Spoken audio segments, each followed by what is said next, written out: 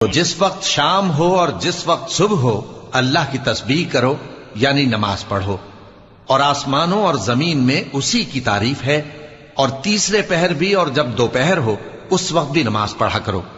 وہی زندہ کو مردے سے نکالتا ہے اور وہی مردے کو زندہ سے نکالتا ہے، اور وہی زمین کو اس کے مرنے کے بعد زندہ کرتا ہے، اور اسی طرح تم دوبارہ زمین میں سے نکالے جاؤ گے۔ اور اسی کی نشانیوں میں سے ہے کہ اس نے تمہیں مٹی سے پیدا کیا، پھر اب تم انسان ہو کر جا بجا پھیل رہے ہو، اور اسی کی نشانیوں میں سے ہے کہ اس نے تمہارے لیے تمہاری ہی جنس کی عورتیں پیدا کی تاکہ ان کی طرف مائل ہو کر آرام حاصل کرو، اور تم میں محبت اور مہربانی پیدا کر دی۔ جو لوگ غور کرتے ہیں ان کے لیے ان باتوں میں بہت سی نشانیاں ہیں۔ اور اسی کی نشانیوں میں سے ہے آسمانوں اور زمین کا پیدا کرنا، اور تمہاری زبانوں اور رنگوں کا جدا جدا ہونا۔